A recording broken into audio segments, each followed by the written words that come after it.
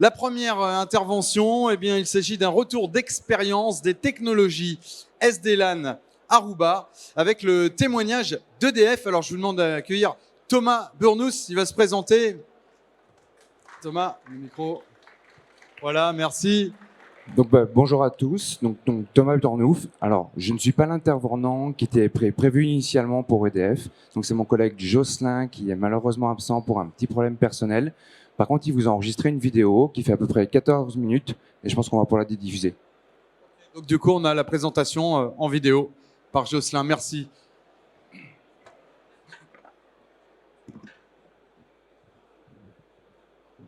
Bonjour, je suis Jocelyn Mouette, architecte sécurité à EDF IDCT. Et avant toute chose, je voudrais m'excuser auprès de vous de ne pas pouvoir être parmi vous à Lille pour des raisons inopinées de santé.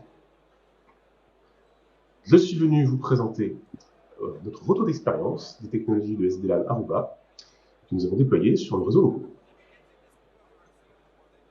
Je vais commencer par vous présenter brièvement le contexte EDF de ce que nous déployons sur les réseaux locaux, puis la technologie de SD-LAN Aruba, nos préconisations de déploiement de ce type de technologie, puis les limites que nous avons pu rencontrer.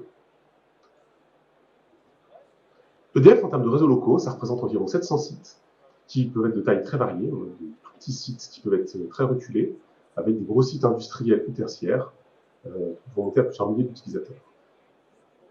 Sur ces sites, on va devoir connecter au réseau, évidemment les postes de travail des utilisateurs, mais aussi des terminaux HD, des smartphones, des objets connectés, des systèmes industriels qui, en général, vont venir avec leur propre système de sécurité, et surtout, toute une palette d'objets qui peuvent être donc, du multimédia, des imprimantes, de la gestion technique du bâtiment, des volets roulants, des systèmes de contrôle d'accès et de vidéosurveillance. Donc, on a un tas d'équipements qui ont des besoins de sécurité extrêmement hétérogènes, mais pour autant, pour des raisons de coût, on va déployer sur le même réseau physique. Le SD-LAN Aruba consiste en des technologies d'overlay, qu'on va déployer par-dessus un réseau physique. Et sur le même réseau physique, on va pouvoir déployer deux sortes de SD-LAN. Le premier, c'est un overlay de type VXLAN, qui est un standard multi-constructeur permettant l'extension du sous-réseau à travers l'ensemble du site. On va pouvoir donc utiliser l'ensemble des fonctionnalités sur du réseau filaire qu'on pourrait imaginer et séparer nos équipements en des sous-réseaux routés par un pare-feu qui va assurer ce qu'on appelle la macro-segmentation avec du filtrage entre chaque réseau. Et Aruba propose également un deuxième type d'overlay qu'on appelle segmentation dynamique, qui consiste à ouvrir cette fois-ci pour chaque terminal un unique tunnel vers l'équipement qui est centralisé sur site, qui s'appelle le contrôleur de mobilité. Et pour chaque équipement, la console centralisée ClearPass Policy Manager va pousser un rôle sur le contrôleur qui va permettre d'appliquer des politiques dynamiques en fonction du type d'équipement et d'assurer surtout ce qu'on appelle une micro-segmentation avec un filtrage interne à chaque sous-réseau. Donc ça va permettre de considérablement simplifier le déploiement des politiques puisque les rôles qu'on va pousser vont être identiques quel que soit le site. Donc ces deux modes de déploiement vont pouvoir répondre à des besoins métiers différents et on peut l'utiliser, donc, comme je disais, sur la même infrastructure. C'est ce qu'on fait à EDF. Il y a des besoins qu'on va mettre sur du VXLAN et des besoins qu'on va mettre sur la segmentation dynamique.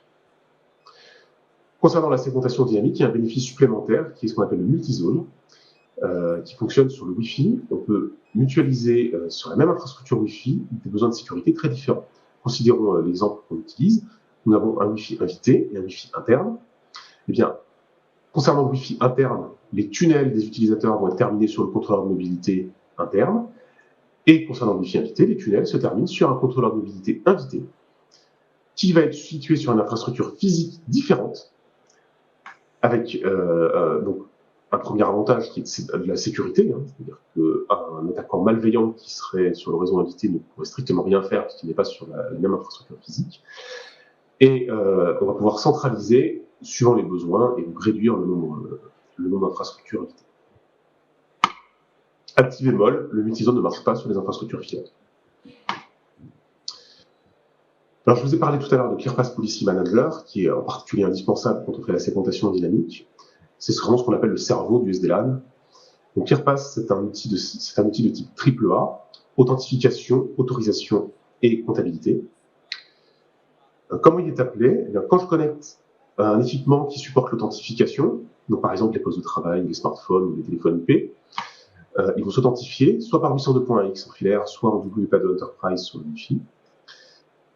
Donc, il peut y avoir plusieurs modes d'authentification, mot de passe, clé partagée ou certificat. Et l'infrastructure s'adresse à ClearPass en radius. Les politiques ensuite qu'on a définies dans ClearPass vont s'appliquer en fonction des propriétés du certificat ou de ce qu'on va reconnaître de l'équipement. Et ClearPass va descendre à la fois sur les équipements réseau des attributs et sur le contrôleur de mobilité un rôle. C'est vraiment le rôle qui va contenir les informations, en particulier sur la microsegmentation. Cependant, l'ensemble des équipements que je vous indiquais plus tôt ne supportent pas l'authentification. En particulier, tout ce qui va être multimédia, contrôle d'accès, machine à café, ne sait pas s'authentifier. Donc, on va utiliser une autre méthode qui est le profilage. Donc, on va identifier en fait les équipements par leur comportement et par des propriétés comme leur adresse MAC ou le client DHCP. Donc il y a un certain nombre de sondes qui sont situées sur ClearPass qui vont aller interroger l'équipement réseau ou directement l'équipement qu'on est en train de connecter, qui vont chercher un petit peu à comprendre ce que c'est. Et là aussi, appliquer des politiques et définir un rôle et des attributs. Dernier point, c'est que ClearPass permet de faire l'intégration avec d'autres équipements et en particulier les firewalls. On reviendra là-dessus plus tard.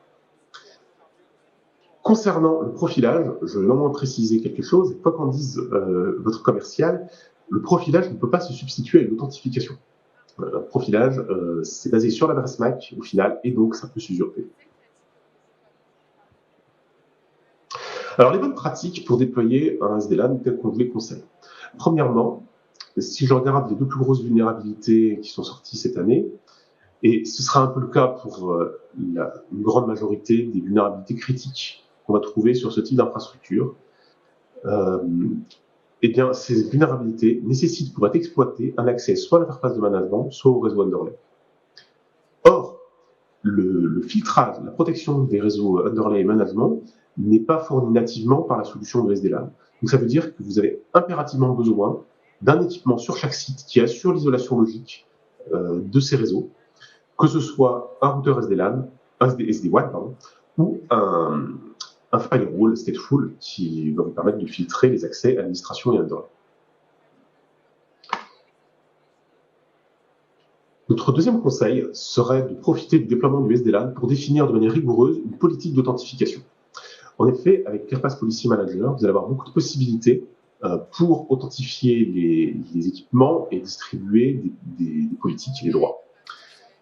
Mais néanmoins, ce n'est pas le seul élément à prendre en compte. Il faut également prendre en compte les capacités au niveau des terminaux, en particulier les différents systèmes d'exploitation que vous pouvez avoir et leur intégration avec l'infrastructure d'entreprise, l'expérience utilisateur que vous souhaitez avoir, et si celle-ci n'est pas convenable, vous avez comme moi que les utilisateurs vont chercher à contourner la politique sécurité, et enfin, la sécurité physique, qui va permettre de définir les droits en fonction de là où on se situe physiquement sur le réseau filaire.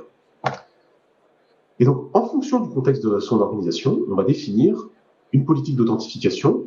Donc, pour moi, ça ressemble à un tableau comme ça, où on va dire pour chaque zone physique depuis laquelle on veut se connecter, quel est le niveau d'authentification qui est requis pour accéder à un certain rôle, à un certain niveau de sensibilité concernant le réseau logique cette fois.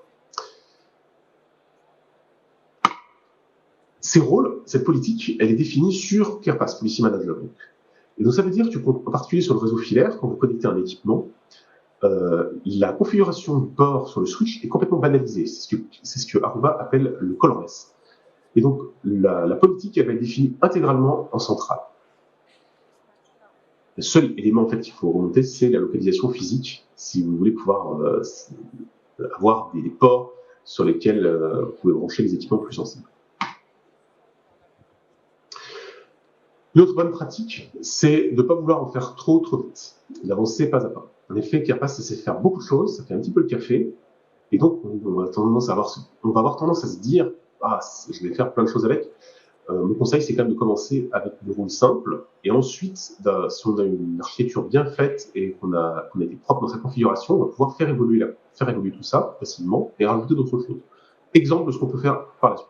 rajouter une authentification en 2 temps, c'est-à-dire faire du profilage et ensuite s'assurer que l'équipement qui a été profilé s'est en fait authentifié sur une infrastructure qui le reconnaît. Ajouter des rôles secondaires en lien avec un annuaire d'entreprise. Faire l'intégration du rôle avec d'autres composants, c'est-à-dire transmettre les informations du rôle à d'autres composants du SI. Ou encore faire une mise en quarantaine automatisée en cas d'incident de sécurité. Un exemple ici, l'intégration avec d'autres composants, en l'occurrence un firewall de data center. Donc, j'ai pris l'exemple d'un téléphone IP qui doit communiquer avec un serveur de TOIP. Donc ce téléphone, on l'a connecté sur le SDLAN.